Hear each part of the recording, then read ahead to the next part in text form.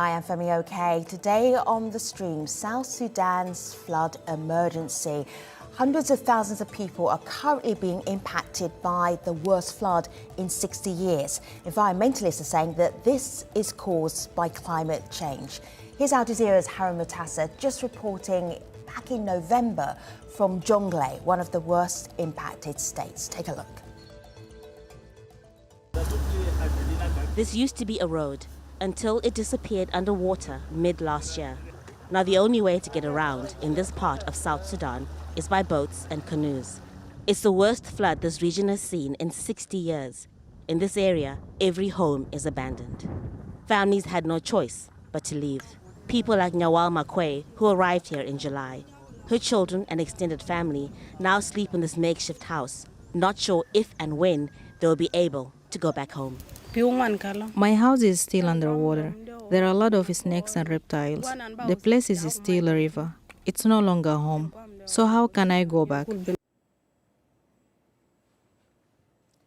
Joining us to be part of this conversation, we have Joseph, we have Maura, we have Neothon. Good to have all three with us. Maura, first of all, introduce yourself. Tell everybody who you are, what you do. Hello, everyone. My name is Maura Ajak. I am a freelance journalist based in Juba. Good to have you. Neothon, welcome to the stream. Introduce yourself to our global audience. Well, hello, everybody. My name is Neothon Hothmai. I'm a policy researcher and analyst in the area of climate change and global energy at the Sud Institute. And it's always good to have a government voice in a conversation. We have Joseph Bartel. You see him, but you don't hear the government voice quite yet. We are working on the audio. Joseph is the Undersecretary for the Ministry of Environment and Forestry, and he is coming to us from Juba, South Sudan. We see him any moment now. We will be able to hear him as well. As far as you're concerned, if you're on YouTube, please be part of this conversation. This is an underreported story, the flood crisis in South Sudan. Put your comments, your questions right here. We will get our guests to do the very best and answer of many of your comments and questions as they can.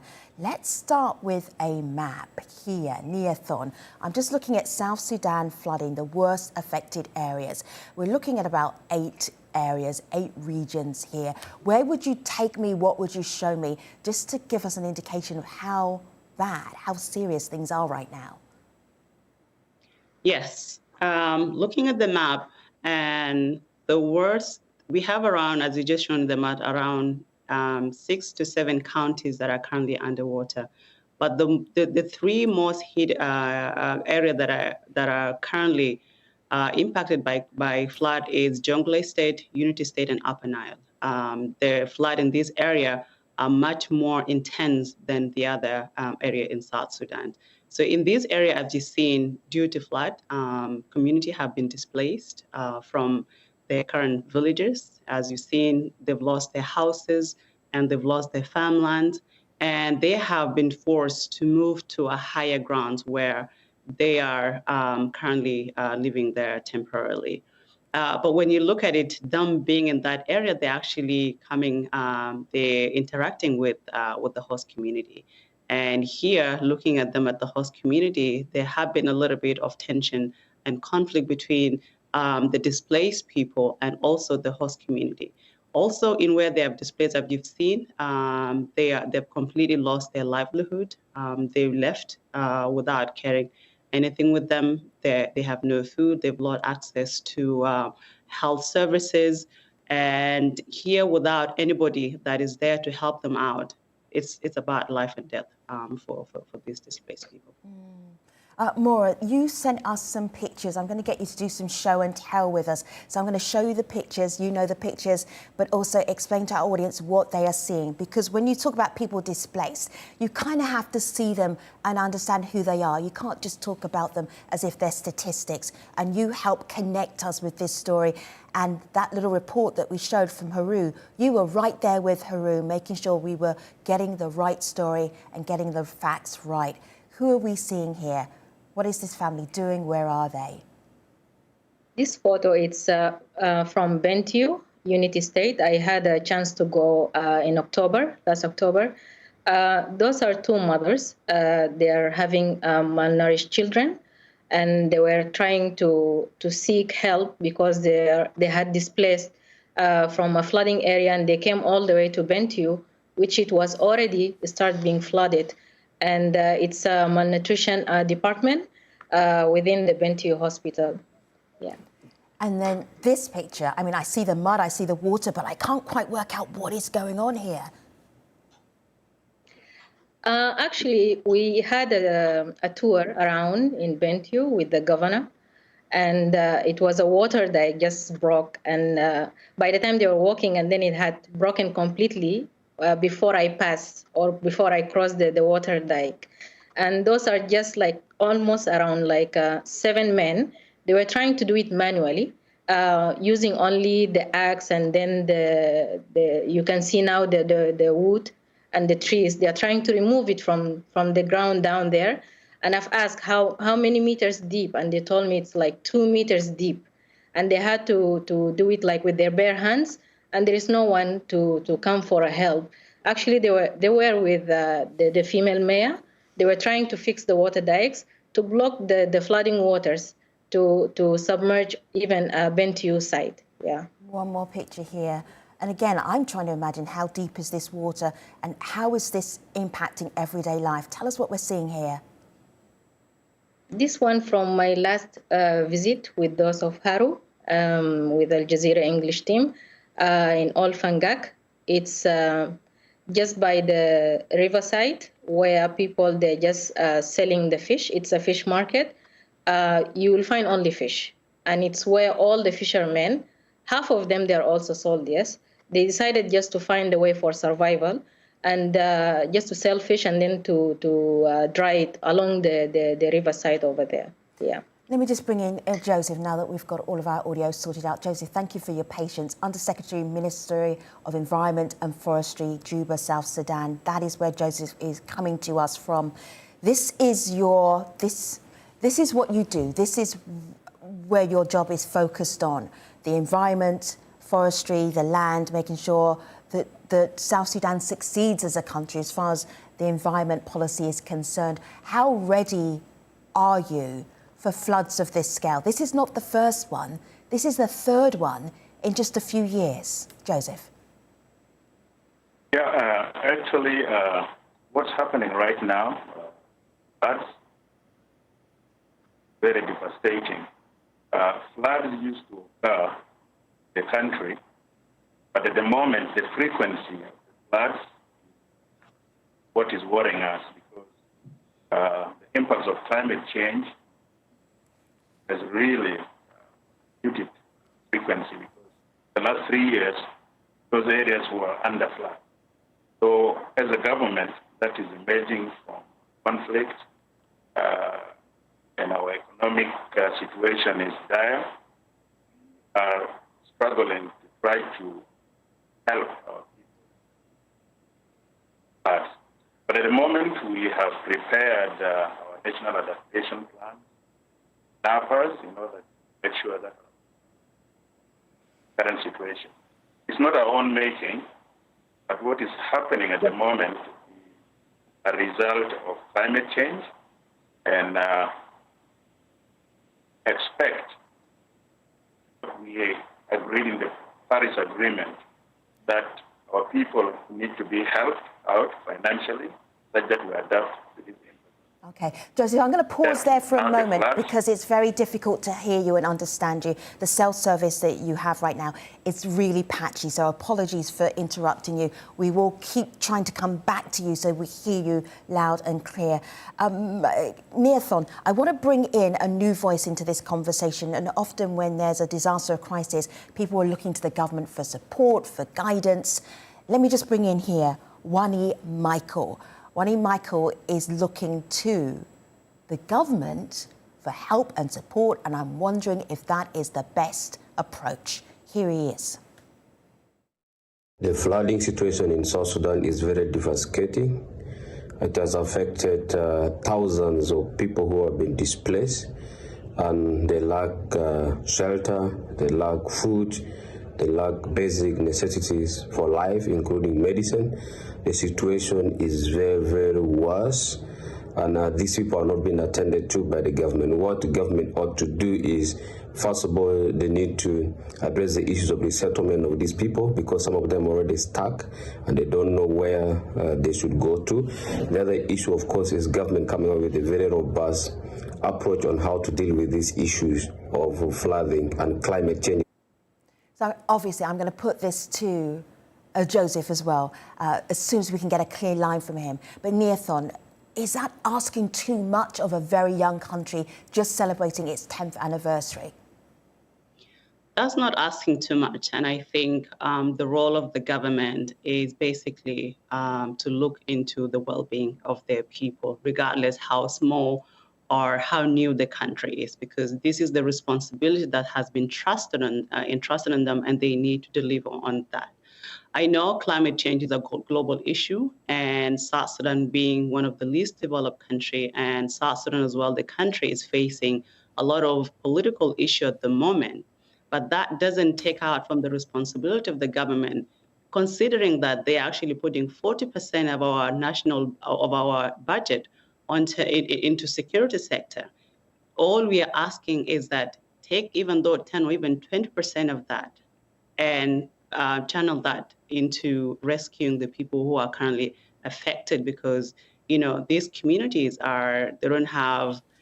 they're poor communities and they can't stand alone without the help of the government. So I totally agree with Wani Michael that government need to do even little things by just going ahead of the displaced people, go and talk to the host community, right? So that arrangement is done between the two communities to allow these communities to be able to settle. So it is the responsibility of the government. Earlier, I spoke to Michael Julius, and he's here on Twitter, but I want to share the phrase that he told us on the stream, Joseph. And he said this is a wake-up call for South Sudan, that they really need to have a climate crisis policy in place. These are some pictures that he's on Twitter that he shared, and you can see how disruptive these floods are to people's lives. Joseph, wake-up call for South Sudan. Go ahead. As I said earlier, we used to have floods, but the frequency of the flooding is what is now affecting us. It's because of climate change. We as government has come up with around $10 million as an emergency package in order to help the affected populations. But now out of the 10 states of South Sudan, we have 7 states that are underwater. And as I said earlier, climate change is the one causing all this. And as the impact of climate change, we expect the international community to come up with funds to enable us as a country adapt to this impact of climate change. The floods are not for us alone, but also places like Canada, New York had floods, but they have the capacity because they are economically well off than us. And it is because of the greenhouse gases that these developed countries has emitted into the atmosphere. That's why we are currently experiencing these impacts of climate change. So as government, yes, we are doing our part, but the economic power that we have won't be able to help us. So we need international support in order to get funds for us to adapt to this, to allow our people to move to higher grounds, and also to have smart agriculture such that our people get their livelihoods back. Yes, so I think I totally agree with you, Africano. But at the same time, I think my concern here is that as much as South Sudan government doesn't have capacity in terms of funding to be able to address the issue of climate change, they need to be the one that are taking lead, right, in terms of rescuing humanitarian crisis, because now in South Sudan, most of these are actually being done by humanitarian agencies and UN agencies. South Sudan removing 10 million, it's completely nothing compared to what we know now. Of course, we are getting resources from our oil. And it's just the fact that the problem now of South Sudan... Nathan, you need to know that our situation as a country, we have just emerged from civil war, and we depend on 98% of our economy depends on oil. And the prices of oil plummeted. That left us with nothing. So at the moment, this is a crisis that we have not created. It is a crisis resulting from the impacts of climate change. We have known that out of the IPCC report, the world has warmed up by 1.2 degrees. And it is the one causing all these droughts. So Joseph, you are sharing facts, like cold, hard facts here. It is well known the global south, the developing world, has not created the most carbon emissions. It's the developed world that has done so. But that is not where South Sudan is right now. You cannot keep quoting that fact, right? Because still, you have maybe 4 states who are 4 regions currently underwater right now. So what is the adaptation? What is the mitigation? I think that is what the citizens of South Sudan would like to hear from you at this particular time. Neothom, pick up. Go ahead. Yes, let me complete what I wanted to say. I completely understand that, of course, that what we are facing it's not our doing, right? We are basically experiencing the impact of climate change that is being caused somewhere. But that doesn't necessarily mean that we're going to leave our house and expect outsiders to come and say that, okay, because we caused it, now we are coming in to come and solve your problem. Of course, if we need a unified... What I'm trying to say is... It's okay. Let me finish and then you'll go. We need a unified effort from the government. We have our NAP, and we have our NDC to mitigate and... Of course, we have all the plans on paper. There's no implementation. So Neothon and Joseph, only just because the quality of the audio between you two does not allow a robust discussion without it being quite difficult to hear. So I'm just going to put a pause on that for a moment. I want to go back to the reporting that Mara helped Harumatasa to do. And at this point, I feel we make a full circle round back to the people who are suffering in the flooding. What impact is it having on them? And particularly when we're talking about food, nutrition, how are they getting food? How are they farming? Here's Harumatasa one more time. Malnutrition rates are increasing as flooding affects food supplies. All animals that we depend on, they are dying because of the flood. All our houses, they are under the water in the town, and this is very difficult. Also, we get the disease through the flood. Humanitarian aid has also been affected. This used to be our food distribution point, where we were distributing food to over 27,000 people here in Old Fangak with the support from the World Food Programme. But now, because of the flooding, we are now unable to utilize this location. All right, Mara, help us out here. I'm getting lots of questions on YouTube. You're the journalist in our conversation today. Can you help me out with some of these questions? Dominic wants to say, how about building a dam in a sewer? Could that stop the issues of the flooding? A practical solution.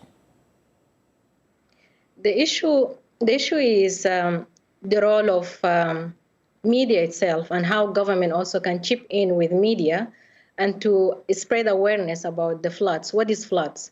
And what is climate change? People, they don't know about that. And they don't know even how to help themselves in terms of by the time there will be like such situation now they are into. And the other thing is there is no one managing the river, the River Nile, because we don't have banks, it's not built, and it's just there. And that's why every year, like when we have heavy rains, the waters just goes all the way to the swampy areas. That's why people drowning regularly, and all the areas like disappearing from the map itself, you see? And even the other areas that, most of the areas that are affected, honestly, they don't have any network coverage. That's like, how can they then understand, or how can they get warnings about there will be heavy rain this month or next week or tomorrow, like that, for instance. That's so basic. How will they then? Yeah, that's so basic. I'm going to give you another question. I'll give this question to you, Neathon, and I've got another one for Joseph as well. Taban Johnson asks, thank you, Maura. Taban Johnson asks, we need clear mitigation and adaptation policies and strategies because these floods keep coming every decade in South Sudan. South Sudan's only had one decade, so the floods are there. Neathon, answer that briefly, and then I've got another YouTube question for Joseph. Yes, I think this is where my point is. I think, of course, we need to commend the little government is doing and the role the humanitarian crisis is doing, but we need to move away from just emergency risk reduction. We need to move into a mid-term to long-term adaptation programs. And this is where now I agree with Africano. They have NAPA. These NAPA have incredible projects.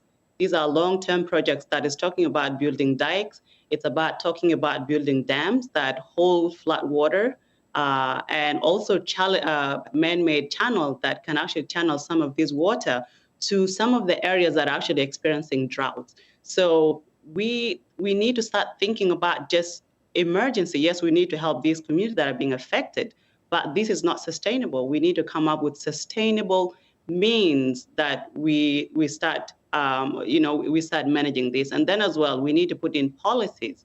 And I heard this NAPA is going to be converted into policies. This is good. But we have a lot of beautiful program in paper at the moment that need to be implemented. And I think this is where the role of government is. They need to spearhead this and then mobilize all the resources and all the stakeholders to build this. And just to give an example, currently, actually, private sector have started doing something incredible. And just a week ago, there was a project constructed by ARC where they built a 180-kilometer dike that is running all the way from Bor to Malakal. And this dike basically has started helping some of the community because it's blocking some of the water. And these are some of the projects we need to start seeing so that this flood issue is solved going forward. Joseph, this question for you briefly from Rashad Khan. You made a very good case for South Sudan did not create climate change, but you're suffering from it. Rashad asks, what is the international community doing to serve South Sudan as they are the main actors for global warming? Tangible benefits, funding, help from the global north? What are you getting? We are getting peanuts. We have been recently in Glasgow, all of the Paris rule book. We were promised $100 billion yearly, starting from 2020. And up to now, the developed country parties have not realized that amount. They say they will be able to raise it by 2023. Yes, as government, we have all the strategies to adapt and to mitigate the impacts of climate change. And from our next year's budget, we are going to incorporate all those strategies in our work plans. And our NDC requires around $100 billion to enable us adapt and mitigate the impacts of climate change. Our focus as government will be able to raise $20 billion. And the remaining $80 billion will be from the international GEF, Green Climate Fund and adaptation. So Joseph, if you're getting peanuts, then South Sudan is on its own, right? So you have another plan, correct? Come again? If you're getting peanuts, South Sudan is going to be on its own. You have to work out your own resilience, how you're going to mitigate this climate crisis and also adapt for the future. At the moment, Joseph, thank you so much for being with us. We are right at the end of this show. I appreciate your patience with the audio audience. Thank you, Maura. Thank you, Neathon. Thank you, Joseph. Let me show you where you can find them here on my laptop. This is Joseph online. This is Maura, and this is Neathon. Do follow them. You'll get the latest from South Sudan and the flooding crisis as well. Thanks for watching, everybody. I'll see you next time. Take care.